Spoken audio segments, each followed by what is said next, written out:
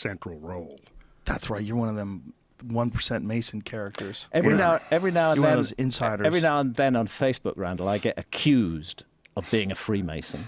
Hancock is a Freemason, as though it explains everything. I know lots of Freemasons. I've spoken in Masonic lodges, but I'm an author and I shouldn't belong to clubs. You know. I went to a wedding that my friend Duncan Trussell was performing at for these two Satanists in like 2003, and to this day, it was one of the LaVeys, Anton LaVey or Stanton LaVey, whatever is his son, and his son got married. This was some young hedonist, you know, and they call themselves Satanists.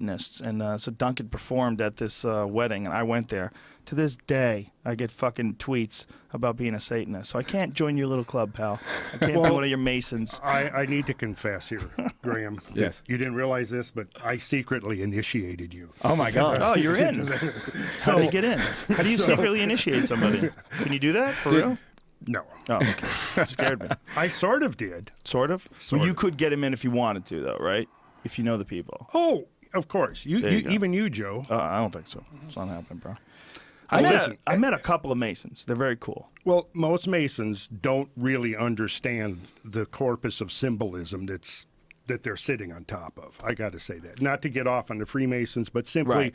there's a mass of symbolism. And that's the whole, that's the thing that they're custodians of. And most of them don't have a clue what it means. But they're doing an important job by preserving this corpus of symbolism through the layout of the lodge, the meaning of every component in the lodge, because it's a purely astronomical allegory. And then you have the Masonic carpets, and that's where you have the whole story of the comet, the flood. It's all there. The acacia plant, it's all there. It's all, correct me if I'm wrong, but it's all also an integral part of how Washington, D.C. was designed. Is that true? Yeah, to some extent. I honestly haven't studied that too much. What I've seen is that there's a bunch of videos where you could watch it where they sort of describe how the layout, is in some way some sort of sacred geometry.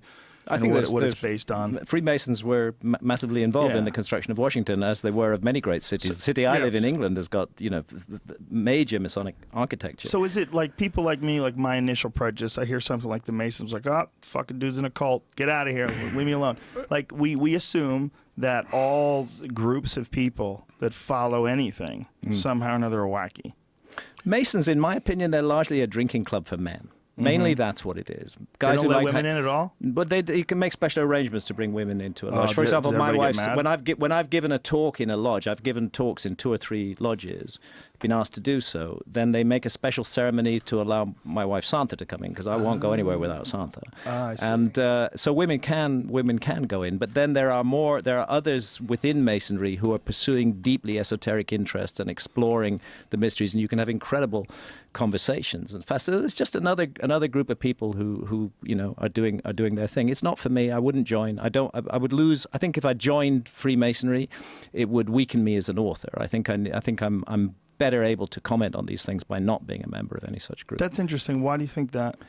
Well, because I think I have to remain open to all possibilities, and if I commit myself to a particular line, I don't commit myself to a particular religion. I don't commit myself to a particular men's club either.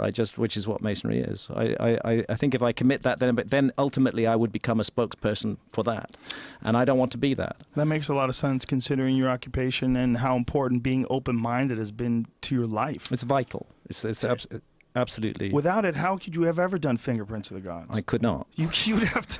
I mean, and the initial thing where you were telling me about Ethiopia, that place where they believe that the Ark of the Covenant lays, which is one of the most bizarre ideas ever.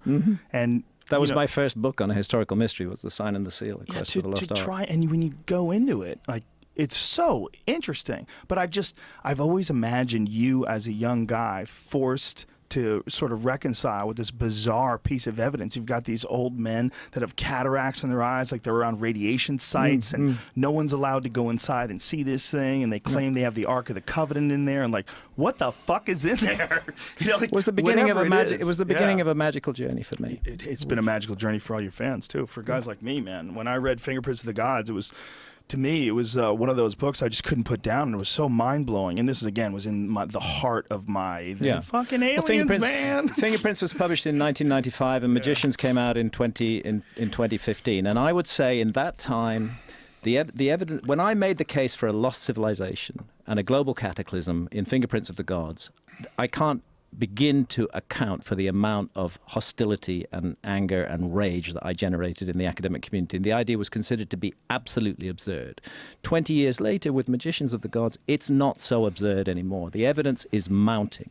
We have incredible evidence now for a global cataclysm in exactly the period that counts, between 12,800 and 11,600 years ago. And we have sites like Göbekli Tepe. We have a redefinition of the Sphinx. The whole area is just about to explode in the future. We're on the edge, I believe, of a paradigm shift, and this comet material is central to it. What I really appreciate about your courage is that you've also had the courage to admit when you've made mistakes. Yeah. You don't in any way pretend to be some sort of a bearer of secret knowledge that no one else possesses. And absolutely not a guru. I don't want to be anything like that. I'm a reporter. That's Right. what I am, and I'm a reporter who's reporting on offbeat subjects. And to some extent, I'm an outsider. So one of the talks I do now is about being an outsider. I think there is a place for outsiders in society.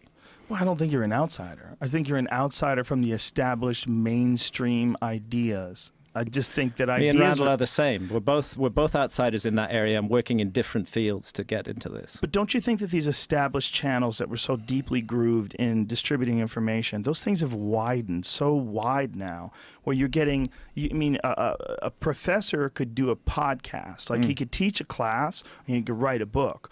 Or he can do a podcast on a certain subject. And like, you're aware of Dan Carlin and that Hardcore History podcast, Sure. which I just can't stop raving about. But what he's done is brought historical, accurate, but really dramatic stories of real events that took place to millions.